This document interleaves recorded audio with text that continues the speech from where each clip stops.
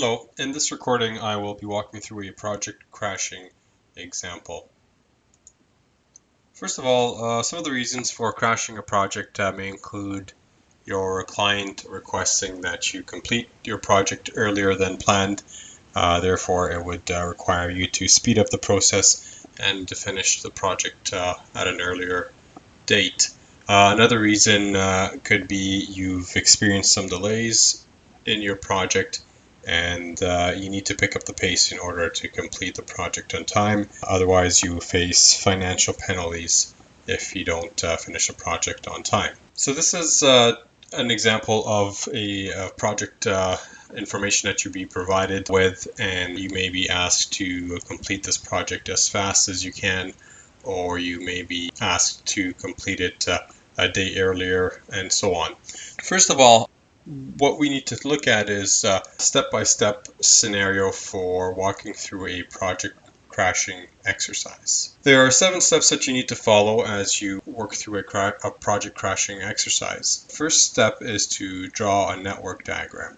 And once you draw a network diagram, what you need to do is determine the critical path on the network diagram. Because typically when we crash activities, we want to select projects that fall on the critical path in order to shrink the overall project duration. So let's walk through this step at a time. First thing we'll do is draw a network diagram. This is on the top right hand corner here. This is the same project information that I showed earlier a couple slides ago. So the first step is we need to draw the network diagram. Then we would walk through labeling each activity and add the duration for each activity. The next step in creating a network diagram is you would need to label or identify the early starts and the early finish for each activity, and that would be your forward pass. The next step is to do a backward pass and determine the late finish and late start for each activity. Once you've gone through your forward and backward pass, now you can start calculating the float or the slack for each activity. And the way you do so is by calculating the difference between your early finish and early start. So we've gone ahead and done so. Now the next thing that I've done here is now that we've figured out the slack in this network diagram, we can also figure out that activities that have a 0 float fall on the critical path. So I've marked out the critical path for us here so we can identify it easily as we work through the rest of the example. So again, activities that have a 0 float are activities that fall on the critical path. And in order for us to reduce the project duration, we would need to reduce the duration for activities that fall on a critical path. So let's take a look at our 7 steps that we need for crashing a project. So we did step number 1, which is drawing out the network diagram. The next step is to determine the cost of crashing an activity per day. And the formula we use for that is the following formula on the bottom left-hand corner of the screen. The reason why we need to identify the crash cost per day is it allows us to rank the cost of crashing an activity in order of the least cost to highest cost. Because typically when you're crashing a project, you want to spend the least amount of incremental money in order to reduce the duration of a project. So let's take a look at that. Let's use activity A as an example. In order to figure out the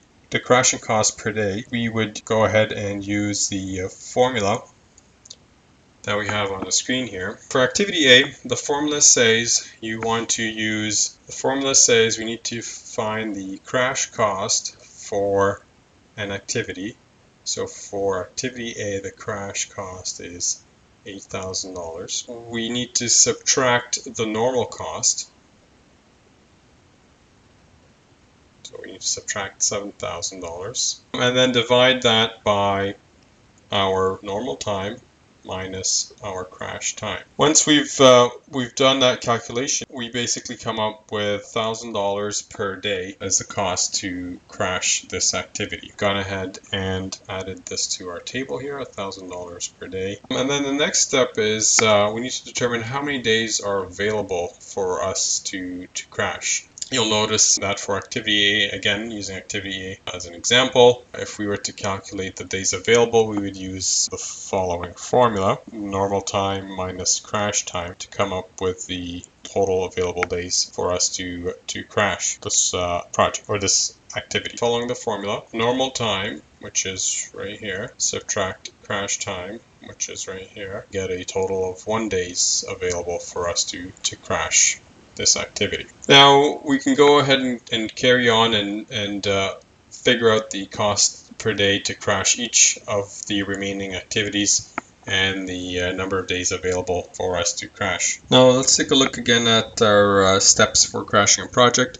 So number two and number three, we've done those. We've determined the unit rate per day to crash an activity, and we determine the number of days available for us to crash an activity. Now the next step is to determine the crash cost for the number of days that we will crash an activity. But before we do so, we need to figure out which activities we want to crash. So taking a look here at our next slide, I have the table here at the top with the information that we will be using to double check which activities we want to crash. So first off, you need to understand what the constraint is. So your constraint here, if you look at the bottom of the screen, it asks you to reduce the project duration by 1 day. Now, in order to do so, we would need to find an activity on the critical path and reduce that duration by 1 day. And we have 5 different activities that fall on the critical path. The question is, which of these activities should we start with? As I've mentioned earlier, we need to figure out the least amount of cost required for us to crash a project, and the way we can determine which activity we select is we would have to look at our unit cost per unit of duration. So in this case, it's a day, the cost per day. We need to find the activity that has the least cost per day, incremental cost per day to crash that activity. So we're looking here, activities A through G. The activity that has the least amount of cost would be activity A. So if we were to select one activity to crash, we would start off with activity A, then we would follow by activity C. That would be the second least costly activity to crash. And then the third activity that we would crash would either be activity D or F, because both of them have equal cost. The rule of thumb is when you're faced with with two or more options, what you want to think about is crashing activities that appear first in the network diagram, and therefore it leaves more room towards the end of the project for you to do additional crashing if required. So let's carry on here and respond to the constraint that's noted below here: reduce the project duration by 1 day.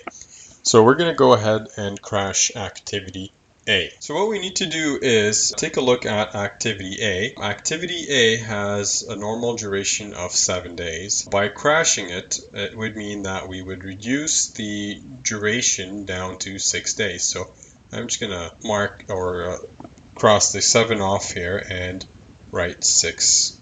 And then I'm going to keep notes for myself here in this table. Under the column of days used, I'm going to write that I've used 1 day for activity A, just so I don't lose track of how many days I've used for each of these activities. Now let's go back to our network diagram. Activity A, we've crashed it down to a duration of 6 days. What we need to do is adjust our forward pass numbers and our backward pass numbers to represent this change in activity A's duration. We would now need to cross off our early finish for activity A and update it. So now the new early finish would be 6 days. And the way we figure that out is we've taken the early start 0, we added the new duration of 6, and now our early finish is 6 days. We'll propagate that through the rest of the network diagram.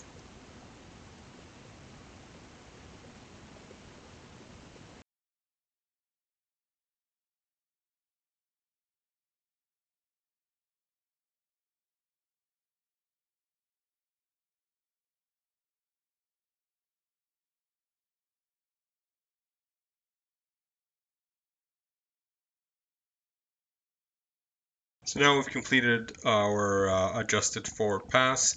Now we need to work our way backwards and adjust our backward pass. So the backward pass, we would transfer the early finish down to the late finish and then work our way backwards.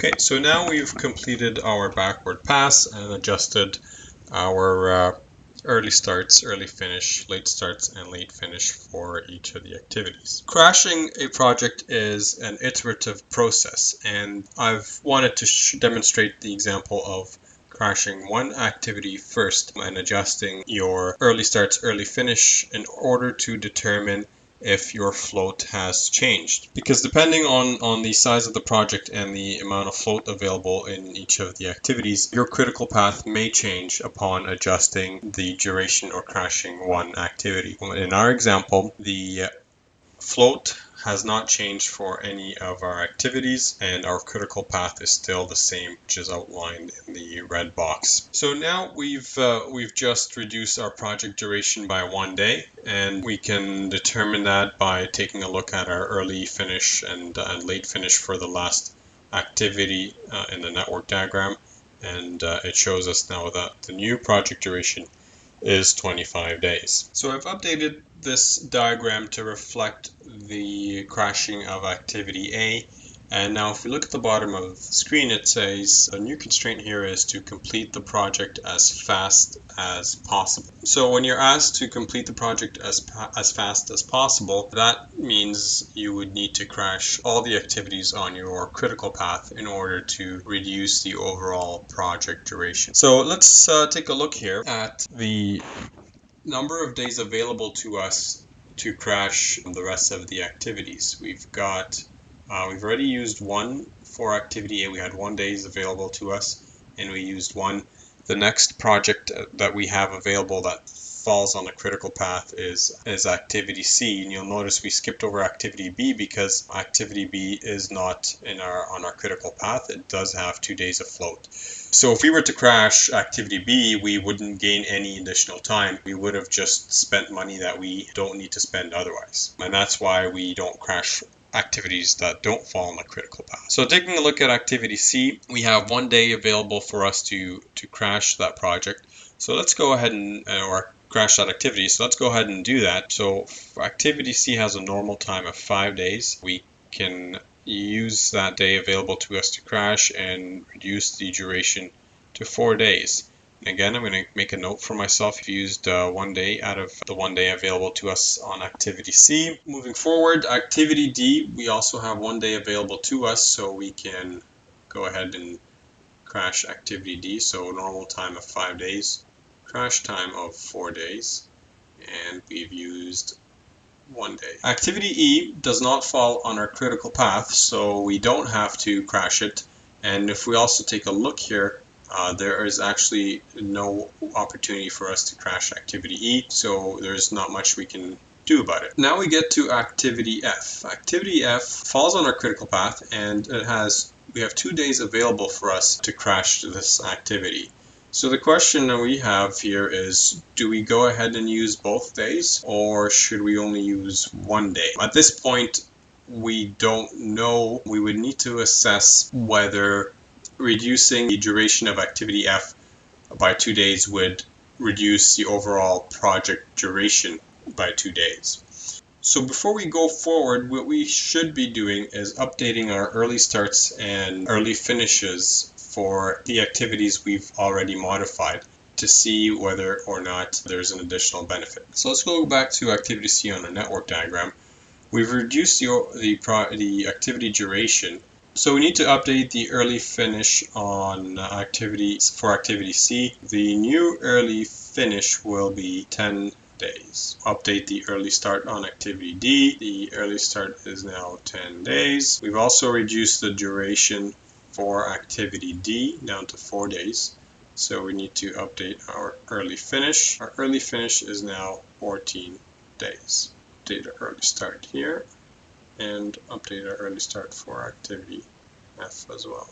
We can also go ahead and update the early finish for activity E, which is now 17 days, and update the early finish for activity F, which is now 18 days.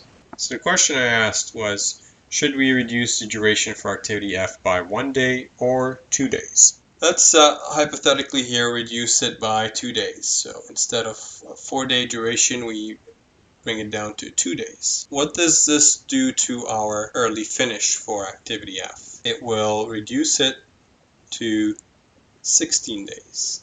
The issue now is activity E has an early finish of 17 days.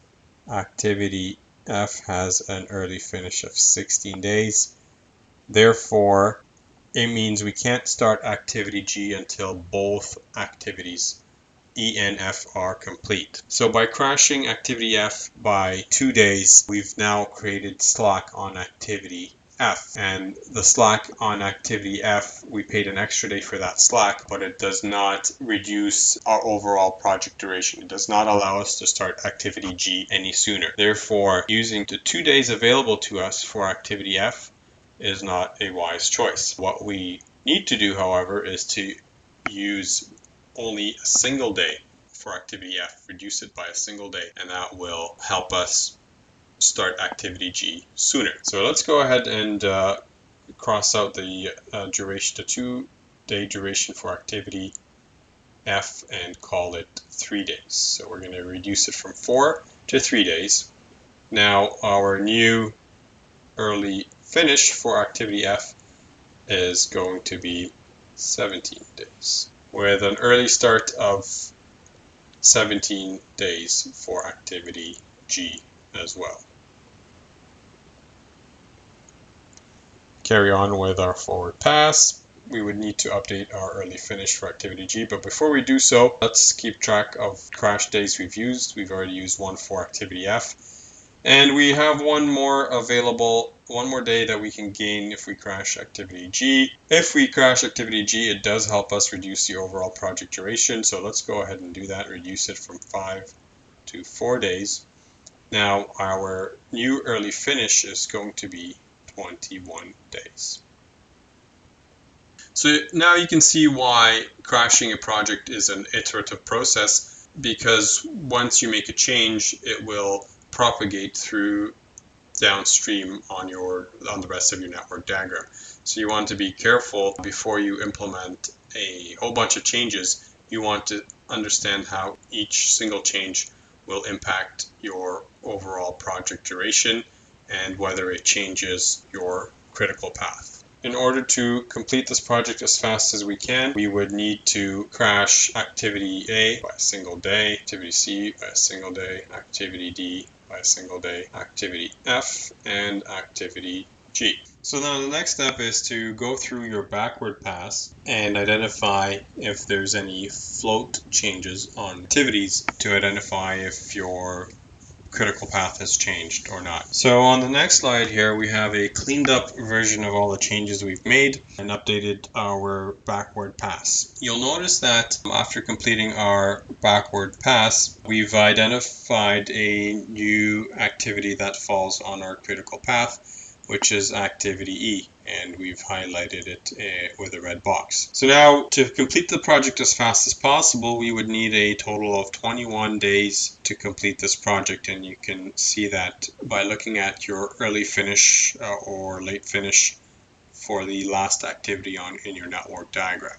So taking a look at our step-by-step process, the next step is to determine the crash cost for the number of days we were able to crash the project by. So now the next step is to determine the crash cost for the number of days we are using to crash each of the activities. So in order to do so, we can use the formula crash cost per day times the number of days used. So we'll be looking at this column here, the the cost to crash an activity per unit day or per unit duration times the days we've used. So that would be this column here. So let's use activity A as an example. So the incremental cost for crashing activity A is the 1 day that we used times the $1,000 per day cost of crashing that activity, and that would give us a total of $1,000 in terms of an incremental crashing cost for activity A. So we can update our table and then calculate the rest of the incremental costs for each of the activities that we crashed. So on this slide I have a cleaned up version of the calculations that we've done to identify the incremental crashing cost per activity. Now here's a few questions that would be posed to you. The first question is, what is the normal project cost? In order for us to find out what the normal project cost is, we take a look at this column here, the normal cost, and we need to add up all the costs for each of these activities here. So the total for these costs would be $36,000. So to answer this question here, well, the first question, what is the normal project cost? The answer is $36,000. Next question, what is the incremental cost to crash activity A? We've already found that out here, so we go over at our incremental cost to crash an activity, and the answer to that question is $1,000. What is the incremental cost to fully crash the project? So incremental cost is the cost in excess of normal cost. So again, to find out the total incremental cost to fully crash the project, we would need to total up the values in the incremental crash cost column. And if we add all those numbers up, we would get $8,200 in incremental costs. So the answer to this question is $8,200. The next question is, what is the new project cost? To find the answer to that question is we would need to take our normal cost of $36,000 and add our incremental cost to crashing of $8,200. So the new project cost is the $36,000 plus the $8,200, which gives us a new total of $44,200. So the new project cost is $44,200. And now the last question is, what is the new project duration? And we've already figured that out on a previous slide by looking at our new early finish or late finish for the last activity in our network diagram, which was 21 days. So these are the 7 steps for crashing a project.